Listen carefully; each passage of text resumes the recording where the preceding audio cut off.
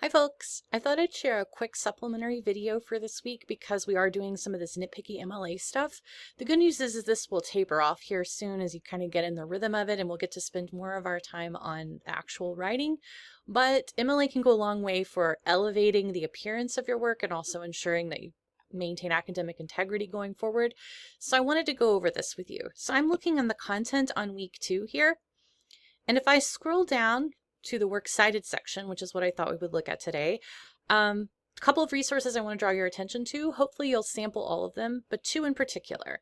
So this link, how do I do a hanging indent in MLA, which I've opened in a separate page, and also the great Purdue OWL, which is an online source hosted obviously by Purdue.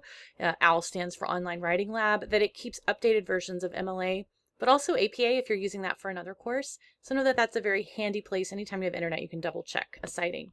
So I've opened both of those, and I've also got an empty Word doc. Just going to really quickly give you a tutorial on that. So the way we're going to cite Brown, as I've mentioned in the content pages, is as an anthology. And I'll explain why. So on this page, I'm doing a Control F. It's right out of your screen's limit. But you see I'm zooming down to the word anthology within this page's contents. The reason we're doing this is an anthology is a collection of essays or different works put together, often by an editor and different authors, which is not the case with Brown.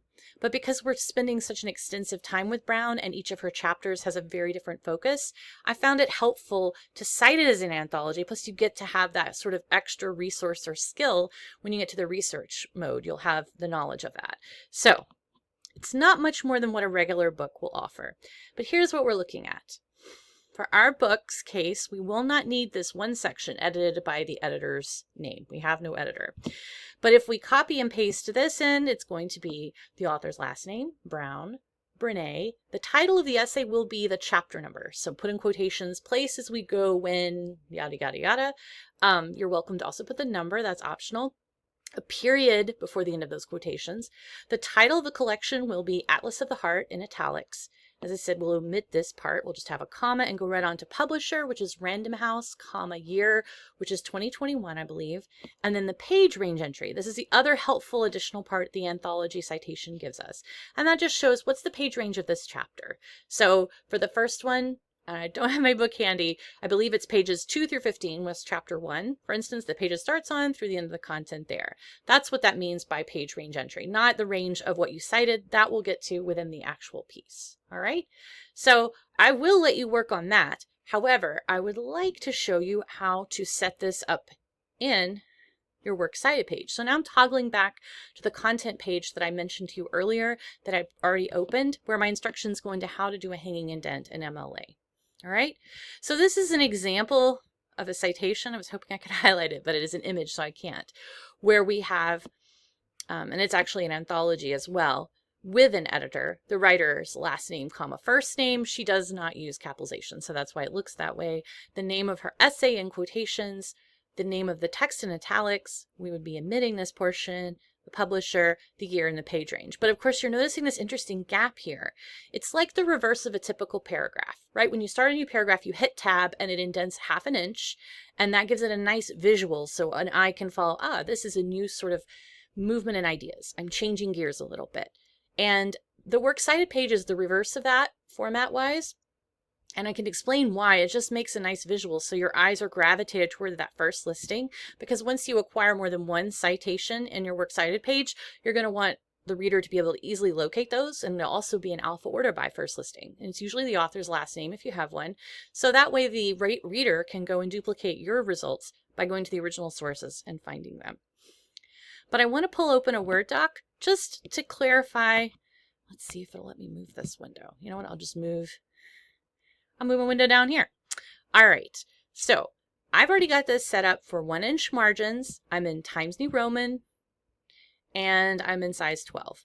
Now I know if you're using 365 or of course Google Drive, this will look a little different. I do have instructions on that page for more, but it's fairly similar. What you're going to want to locate is your paragraph menu, which of course mine is off screen. All right. Gosh, y'all, sorry. In the very top of Word, you see a menu. I'm going to narrate to you because you can't see mine with this camera limitation, but it says Word, File, Edit, View, Insert, Format. I am doing this on a Mac, so that might look a tiny bit different. You might have the menu actually within this toolbar, but we're looking for something called Paragraph. Paragraph menu for format. Now, once you've done the entry, this is what you're looking for, is this indentation option. The indentation option under your paragraph, and you're looking for the word hanging. And you'll see an image of what this is going to look like down here. You don't want to set this as default as we've done with the other MLA settings because you don't want your whole essay to be in this sort of opposite reversed state of being. But let me go back to this page now. Now first, I would add Works Cited as my title, and this will go on the last page of your document, so it gets its own page. No matter how long your essay is, you have an extra page tacked on for Works Cited. And it is Works Cited if you have more than one. I mean, I'm not going to be nitpicky if you call it Works Cited and only have one, but just for technicality's sake. So I'm going to do this. Get me accent, Brene Brown. Now here's where we're going to put the chapter. Places, there you go. When, and I'll leave that vague because you will put whatever proper chapter it is. We'll have Atlas of the Heart as our title. Remember, we're not worrying about the editor because there isn't one. Random House, 221, and then 2 to 15. Now, let's just space this out. Places to go when... See how it's already doing this. I'm botching up a title of this, but forgive me. I wanted to make it longer so that it would show you the full hanging indent. So this is what it's going to look like. The reverse of a normal paragraph. And again, what you're looking for is that paragraph menu under Format, Paragraph, Indentation. So get to your paragraph menu here. Indents and spacing under indentation. Just for the Works Cited page, this will be on none. You change it to hanging. All the other stuff should be right. It's that 0.5 inches. And then you'll have this beautiful lineup that is tricky for a lot of folks. And while I've got your attention, super quick, let me remind you how to do this right-hand page header. Again, this will vary a little bit by what kind of words you have, but the easiest thing I found is to double click up in that header trough area, right up in your margin. And then we want to move it over. I'm going to go to the page number option. This will look different in a couple of places. Not the technical header because we're just adding the number for starters. I would like to put it on the right.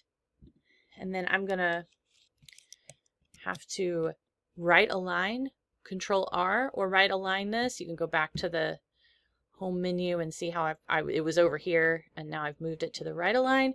And then I'm going to put my last name. So you don't put my last name, you put your last name, and then let it pay. It will number itself. And of course you would do this on your first page, and your Works Cited would always be at least page 2 as it gets its own page regardless. But just a reminder how to do that. And then you can just double click off the header. It's going to gray out because the header is kind of its own thing. Do remember that on the front page, your left hand, what we call a header in MLA, is not technically a header because it doesn't recur on every page. So you want to put that in the actual body of the essay, right? Let's go ahead and do that one too really fast. So I'm going to put my name,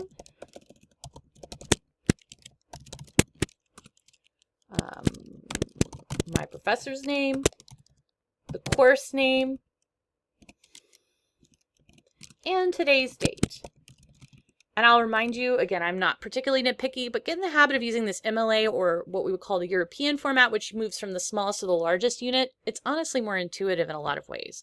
So if I were working on this for my class, again, what I just showed y'all is I would set up the page number on the right side. I would go back. Goodness gracious, I'm sorry, y'all. This menu is driving me bananas. Go back to the setting here, so I move to a right align, stick my last name in, double click off.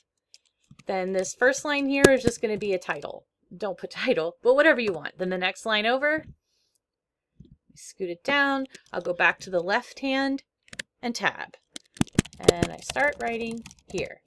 No extra spaces between things, and this is all already double spacing, which hopefully y'all figured out now. If you haven't, that's also, there's all in the D2L. I know we can get kind of in the weeds with those. But under Format and Document, at least in the Mac section, there are many ways to do this, but you can do the layout and change your formatting. You can also do the hotkeys. For Mac, it's what? Command 2. I think it's Control 2 on PC to make it double space. Anyway, don't worry about that.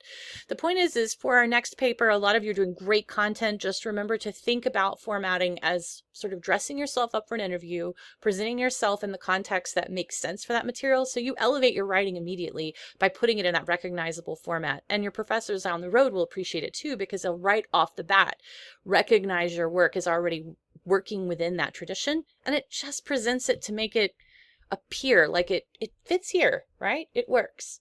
So I hope that helped. I know that's a tedious thing. Honestly, I do it in my in-person class and it's the same way. There are multiple versions of Word.